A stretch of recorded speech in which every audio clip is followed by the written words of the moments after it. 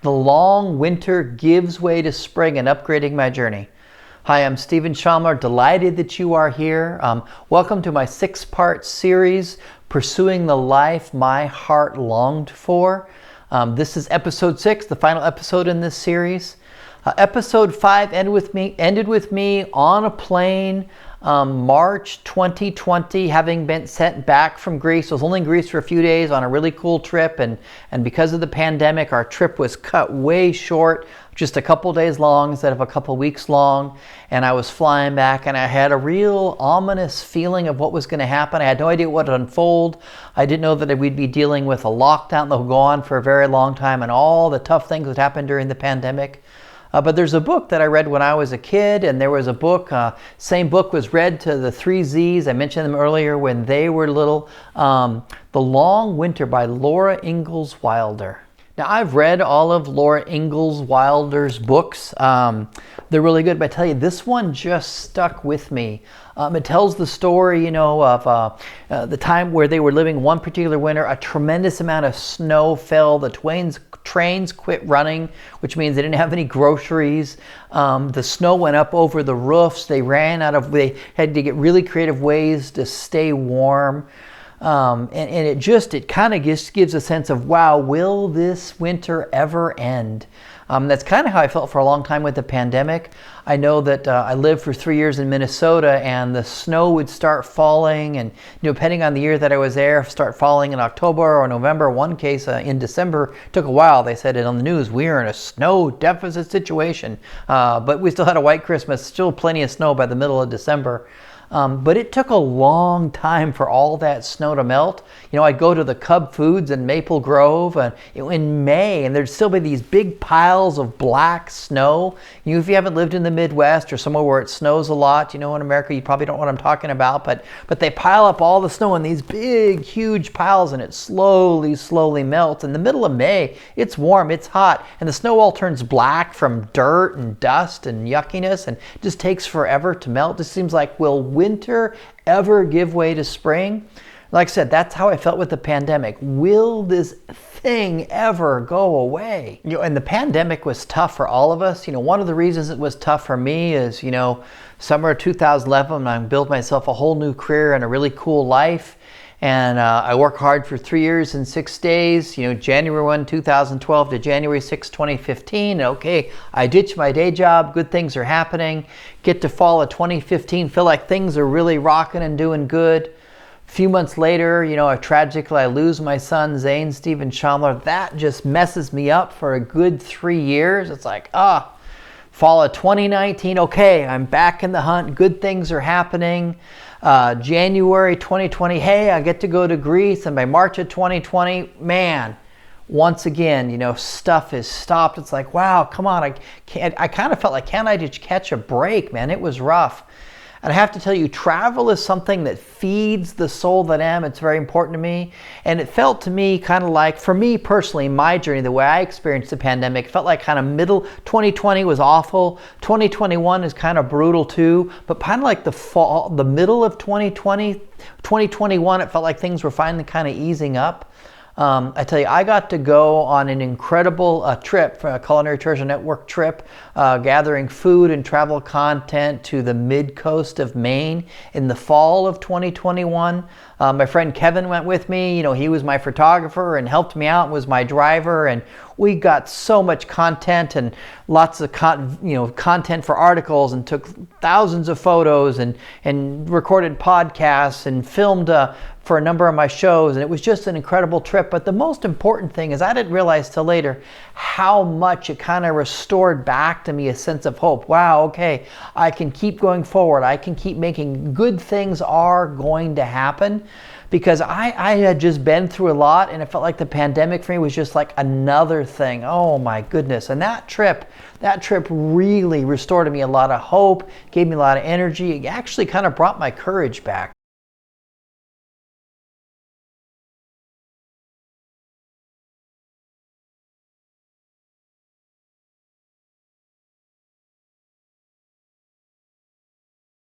And as I've already said, travel is very important to me. It kind of just feeds who I am. February 2022, I was blessed. I got to go to Belize for the first time in my life. Went to Placencia. There's a really cool peninsula in Belize. It was awesome. Then I got to spend a few days on Cayo Espanto, which is this ridiculous, incredible private island. Just Google Cayo Espanto and check it out. I got to record a podcast with the executive chef there and stay there for a number of nights. And I tell you, watching the sunset from our villa every night at sunset, you know, the houseman would bring us martinis. We'd watch the sunset. It was an incredibly restful trip. I was like, wow, this is absolutely fantastic. And then another thing that happened to me that really was meaningful to me, early 2022, I got invited to be the contributing writer to an actual textbook, a college textbook on culinary tourism. I'd be one of the contributing writers, and this was going to come together. And I tell you, that was incredibly meaningful to me to get that offer. And I'll come back in a moment and tell you why that was so special early 2022 to have, you know, people reach out and say, hey, would you like to be part of this book and be a contributing writer to it? A couple other cool trips I had in 2022 that were really significant to me. I got to go to Kauai twice in 2022, help a client open a restaurant, and I got to go again in February 2023. So 3 trips in a short amount of time to Kauai, and met a lot of cool people and helped a client that I dearly love, and did more podcasts and gathered content. Those were pretty amazing trips. And then December of 2022, I got to go back to Belize for a second time in the same year. Got to go to a little island off of Belize City, off the coast of Belize, called Key Cocker. It's this really cool island. It's rustic there. They don't have any cars. They have gas-powered golf carts, which are almost in go-karts, but they feel like go-karts, but gas-powered golf carts. And it's an island that's about 2 miles wide roughly and about 5 miles long, and you walk around, and that was just an amazing trip. And all of these trips and these good things are happening. Let me tell you what happened with the book. So that college textbook that I helped write, me and a bunch of professors on culinary tourism, well, it came out February 15th, 2023. Now, if you'll remember, for 29 years, I had a long-held dream to become an author, and that dream came true April 14th, 2014. That's when my first book was published.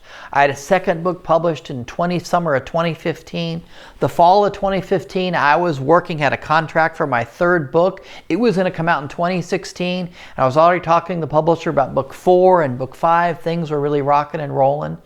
And then when my son Zane passed, I just lost all my creative energy. I eventually lost that contract for that third book.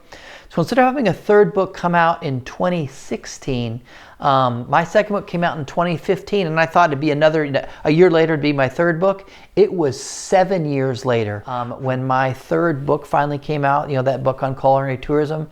But I gotta tell you, that felt so healing to me. It's like, wow, okay, you battle for it, you work for it, and eventually it does come together. So all these good things are happening, all these trips I told you about, and I've been leading up to something. I'm keeping it real here.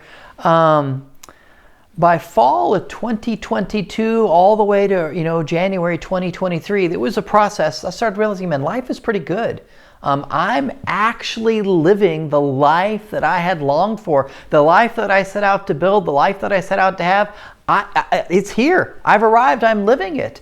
And I got to tell you a couple things that happened. One of them, as I started to feel awkward, like I don't belong, like I shouldn't be here. And I started worrying, like, am I gonna sabotage this? What's gonna happen here? A lot of imposter syndrome. I did a lot of journaling and like, oh boy, this, really should be here. You're just an imposter. You're just a poser. Some of you know what the imposter syndrome is and what it feels like. Another thing that happened for me as I did my journaling is I realized that way down deep inside, I always kind of felt like a beggar.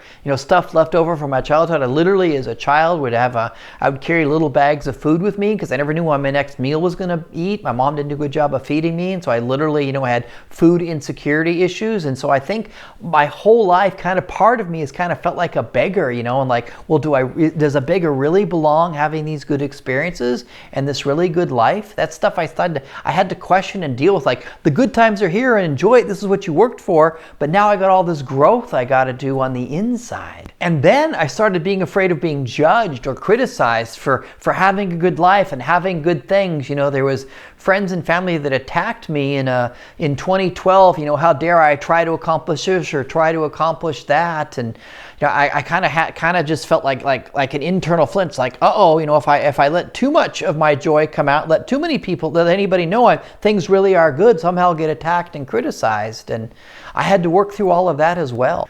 But wait, there's more. I also want to be authentic. I want to be authentic with my personal brand, with what's going on. And, I don't want to be one of those people that makes it seem like everything is perfect. You kind of look at their Instagram and everything's always perfect all the time. I don't want to convey that. And life is good, but life is not perfect. And I do have some heartaches, and some of the heartaches I talk about, and some of the heartaches they're just not appropriate to talk about. That's the thing when you want to have an authentic personal brand. There's things you share, and there's things that you really only share to a small group of people. You don't share those things publicly. But I was trying to figure out, how do I balance that out where I'm like, well, things are good, but they're not perfect. Things are really good, but I still have some heartaches.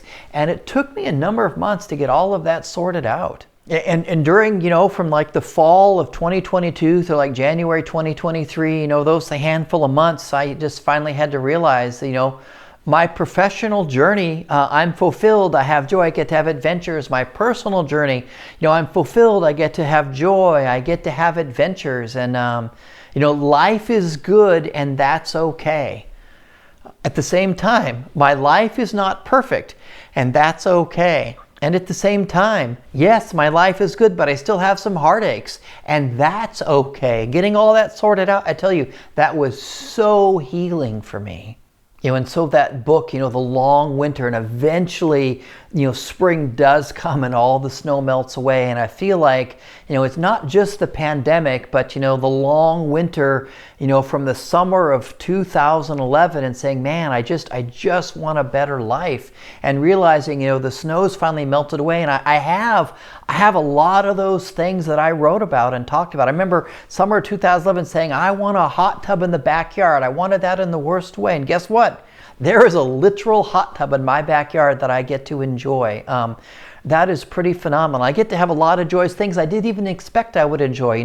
Weekly martinis and Frank Sinatra, on Thursday nights most of the time.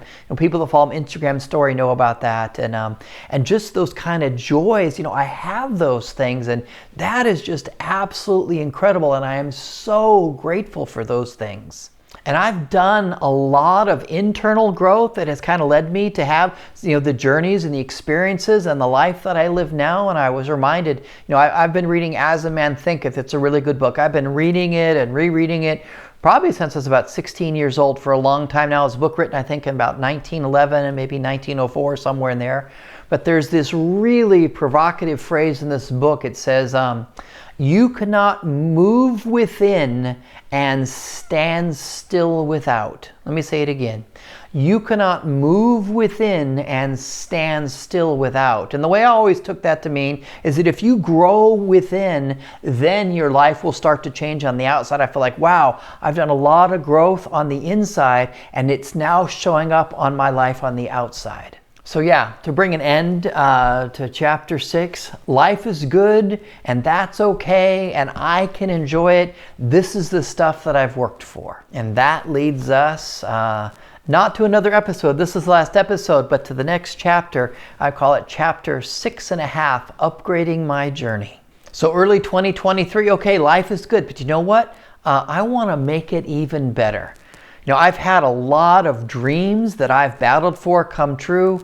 I've set some pretty meaningful goals and accomplished those, but I have more dreams I want to see come true. I have more goals I want to accomplish. A couple times in this series I've mentioned my Bonfire Trailblazer community, and I'm excited this year. One of the things I'm excited to do is to formalize that community and help even more people, have people cheering them on when they're pursuing whatever it is they're pursuing to make their life better for them. That is important to me. There's more places I want to travel to and visit. I mentioned, in the last episode, that short trip I had to Greece and to that wine region just north of Thessaloniki in the region of Kilkis. And, I'm going to get back there. I'm going to go back there and I'm going to see the places that I miss, and I'm going to go back to the places that I already was and see the people, those friendships that I made. I'm headed back there. That's one of the things that I want to do. So I decided early 2023 that the next path for me is the path that takes me to where I can upgrade my journey. That's what I'm doing, the next phase of my adventures. I'm going to be upgrading my journey. If what does that look like for me? What does it mean for me to be upgrading my journey? The next Stephen Story, that video that comes out, it will be called Upgrading My Journey. I'll kind of spell out what that looks like for me, the things that I want to battle for, the things that I want to accomplish. And part of the reason I'm sharing that is I want to inspire people to think about what do they want to battle for? What do they want to accomplish? But also it's pretty cool to say, okay, here's what I'm headed to next, and then make that happen. Summer of 2011, I become a writer, a speaker, an author, be self-employed, and I've accomplished those things. And well, what's next? And so for me, what's next is upgrading my journey. Life is good, and I am so grateful for that, but now I'm going to put the work in to make it even better. I talk about, that I'm on an epic journey. I have a mug that says that, my coffee mug's on an epic journey. And I invite you, if you want to follow along, I invite you to become one of my shotgun riders. I think it's really cool to be at the front row, at a concert. But what's also cool to me? To be the front seat in a vehicle that's headed down the road on an epic adventure. And my shotgun riders, they metaphorically, they ride in the front seat with me. I've got a lot of stuff coming. I'd love to have you along for the journey. Some of my shotgun riders, they follow me on Facebook, or they follow me on Instagram, or they watch my Instagram stories. If you want to be one of my shotgun riders, I encourage you to go to StephenSchalmer.com and sign up for my Epic Journey newsletter, where I'll give you regular updates about the cool stuff that I'm doing and the things that I'm tackling, and you can be guaranteed, rest assured, I will cover the highs and the lows. I still have challenges, I still have obstacles, I still have tough days. I'll be sharing those authentically. Everything is not always roses, and that's okay. I want to normalize that. We all have tough days. I think it's really important that we learn from each other. How do we handle our tough days, and know that when we do have tough days, and that's just part of the drill. So lots of cool stuff coming. It's been a joy to have you along for this series. These 6 episodes, really important chapters from my life change story. But more than anything, I hope, if you've watched these 6 episodes, that it's inspired you to pursue the life that your heart longs for. I sought after the life my heart longed for, and I've got it. I've got a great life. Like I said, not perfect, still have heartaches, but I am so blessed by the great life I have. And now the next step for me may head off and make it better. Like I said, upgrading my journey. Anyways, that brings us to the end of this series. I'll close this way. I'm Stephen Schalmer. I believe in the beauty of your dream. Go live the life you imagine.